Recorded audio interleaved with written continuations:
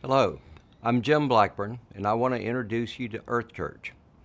Years ago, when I was in a dark place and drinking too much, I realized I had to get my act together or lose many things that were really important to me. In order to make this transition, I went to the shores of Galveston Bay and rediscovered my spirituality, which I had lost somewhere along the way.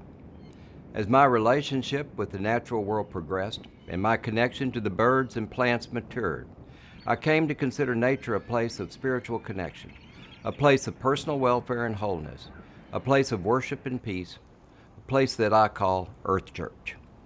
Near the beginning of the pandemic, artist Isabella Chapman and I launched what turned into a 365-day journey where we sent out a poem and a painting each day. And most all of these involved Earth Church to one degree or another.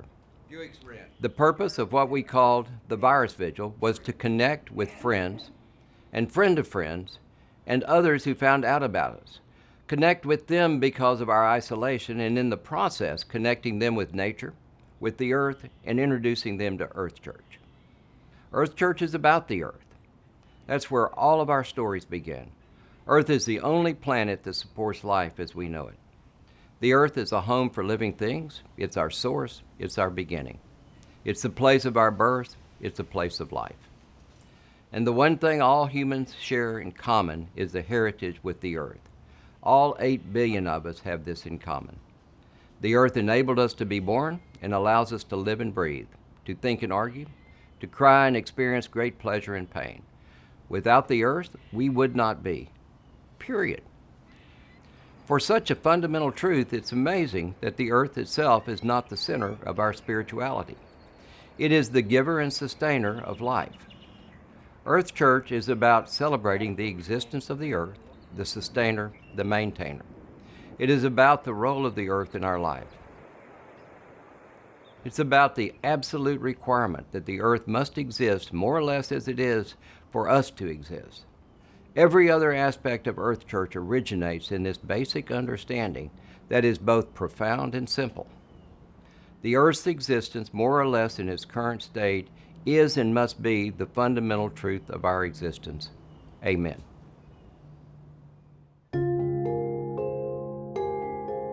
The earth. The earth is beautiful seen from space.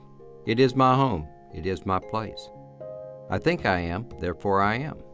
And because of earth, therefore I am. The earth is my church, and here I pray. It is my anchor, don't take it away. It is mine by right of inheritance. I must protect it from happenstance. Buckminster Fuller said earth is a spaceship. We must keep it going. We're on a long trip. We must learn to keep all systems working. We all have a duty. There'll be no shirking. Earth keeping is a calling of this religion.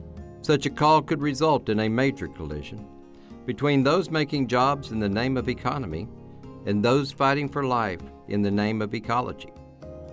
But that conflict is false, I hereby proclaim. Economy and ecology should be one and the same. But we must rethink and recalibrate. We must act swiftly and not hesitate. This rhyme is a call to earth devotees. Who amongst you is willing to change their ways?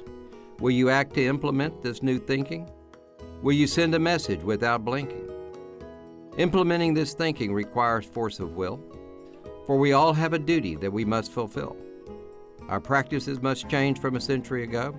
It's going to be hard, but old ways have to go. The earth is our voyager, our spacecraft, our home, and we can't make this trip by ourselves alone. We must bring the whole of the earth along. We must live and think and practice in song. So rise past the moon, my beautiful earth, and thanks for hosting me in this universe.